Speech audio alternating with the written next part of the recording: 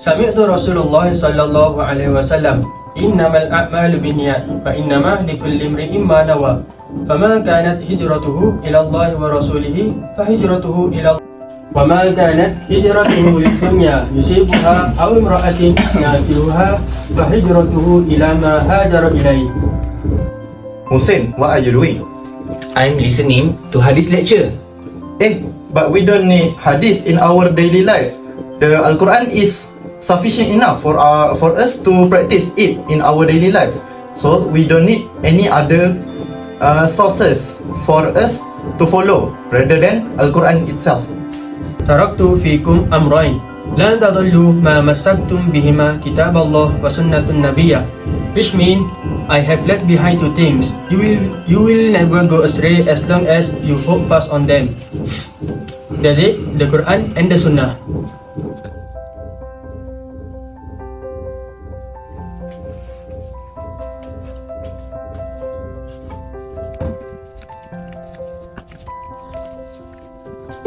Sharif. Musa. Assalamualaikum. Waalaikumsalam. I want to tell you that just now a guy told me that hadith is not important in our life. What is your opinion? Oh, I think you just made the anti-hadith. Huh? Anti-hadith? Guys, what are you discussing? Just now Musin asked me about an anti-hadith. You know what about that? Anti-hadith? This is a tough question. Yes. Don't worry, let me explain.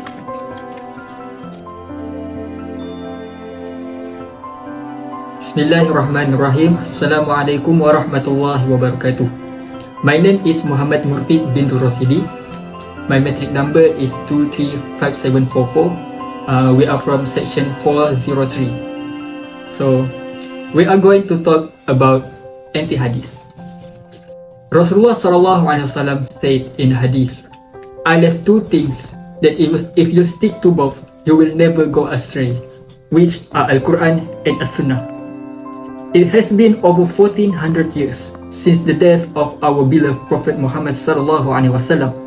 All the efforts that had been done by him along with his companions has given a huge impact to the development of humanity.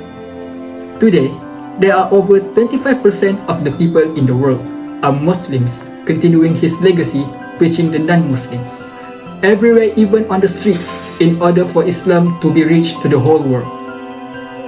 Therefore, every action must be implemented for these revealed sources to be maintained.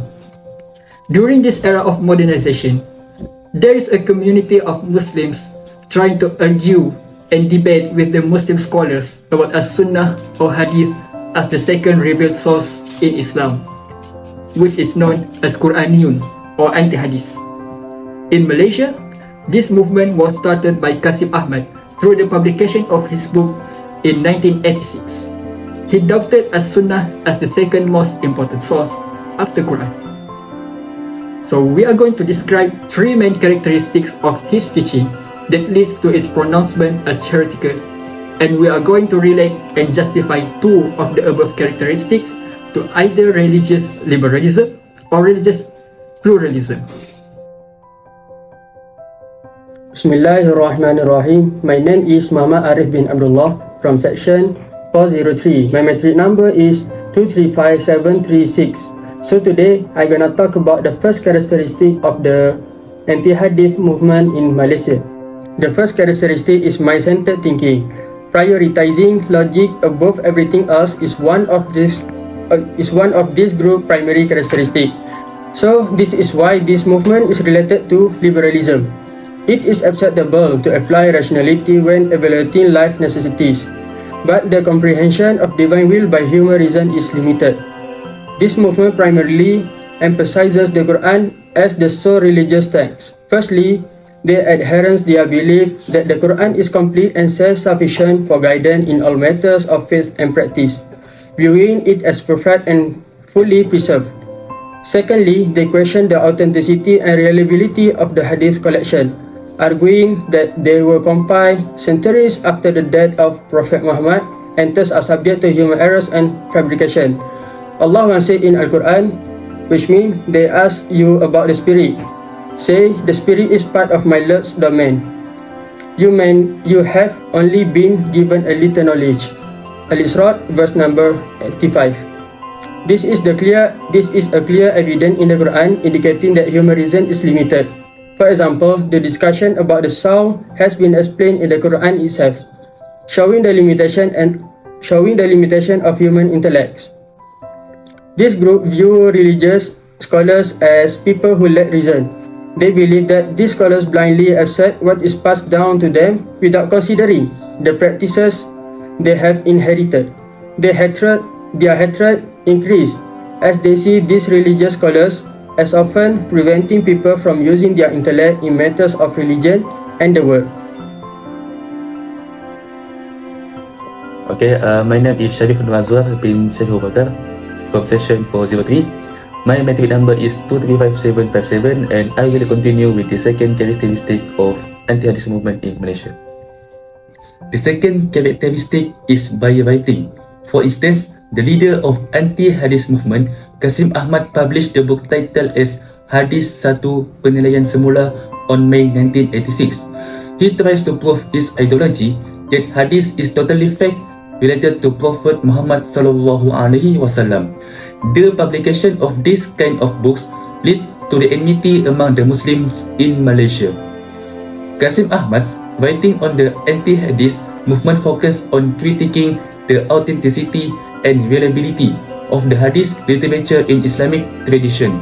He argued that the Quran, as the primary source of Islamic guidance, should be the sole authority for Muslims, and the reliance on the hadith literature had led to misunderstandings of Islam. In his work, such as Hadith a Re-Evolution, Kasim Ahmad questioned the validity of hadith, highlighting issues such as inconsistencies, contradictions, and historical context. He argued that many hadiths were fabricated or altered over time and did not accurately represent the teachings of Prophet Muhammad sallallahu alaihi wasallam. Lastly, Kasim Ahmad's views sparked controversy and debates within the Muslim community, with some scholars and religious leaders strongly opposing his ideas, while others supported his call for re-evaluation and critical examination of the hadith literature.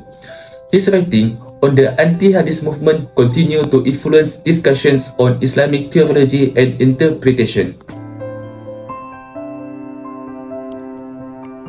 Assalamualaikum warahmatullahi wabarakatuh. I'm Zuhdi Adam bin Zufli from section 403. My metric number is 235406. So I'm gonna talk about the last characteristic of anti-hadith teaching.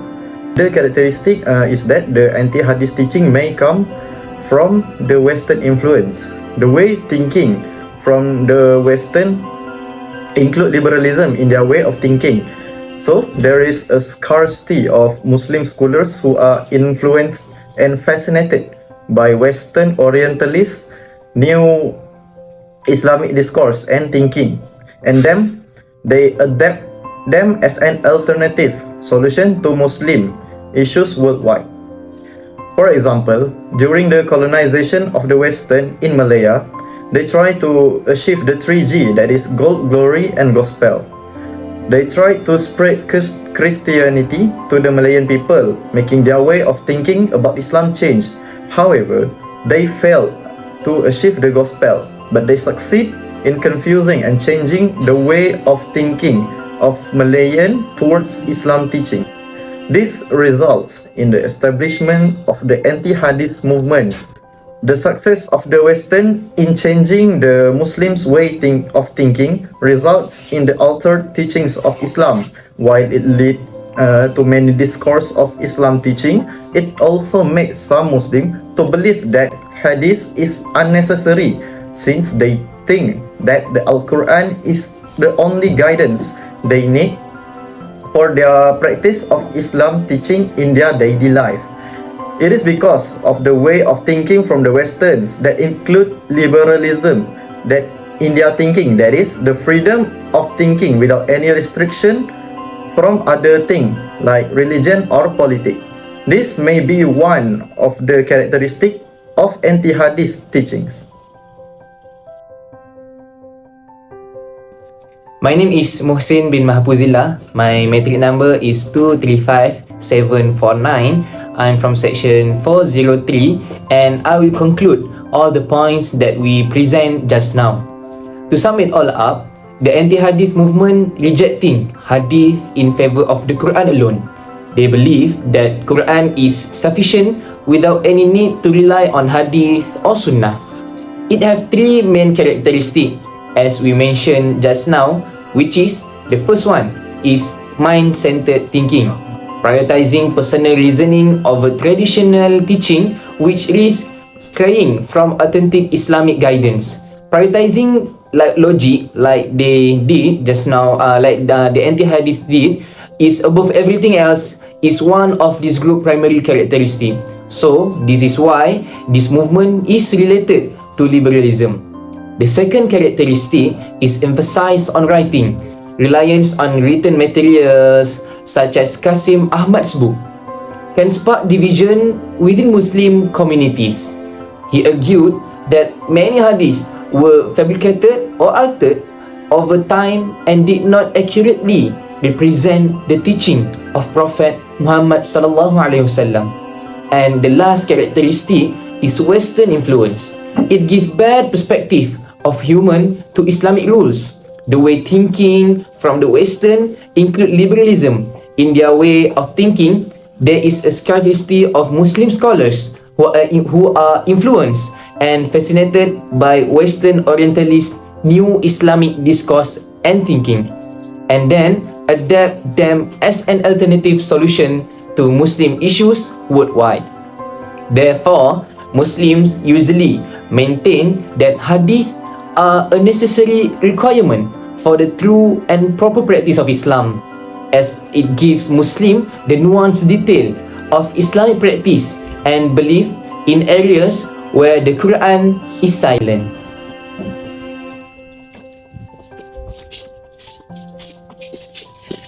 That's all from us. Hashtag CFSIIUM stand with Palestine. Assalamualaikum warahmatullahi wabarakatuh. Bye bye. Alright. Alhamdulillah. Kalau lah masuk semua.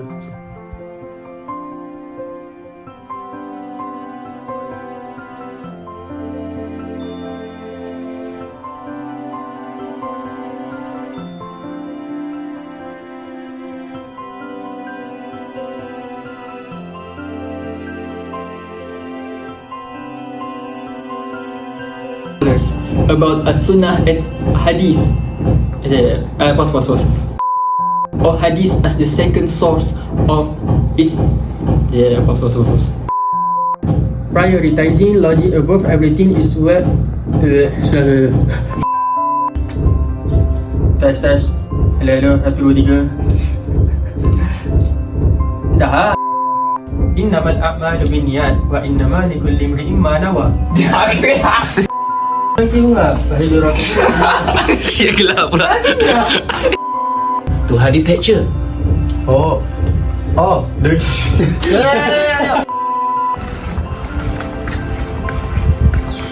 Sorry. Just now Musin asked me about an anti-hadith movement. Do you know about that? Betul? From section 403, my To sum it, bukan. Oh, aku kena nama lah. Sorry.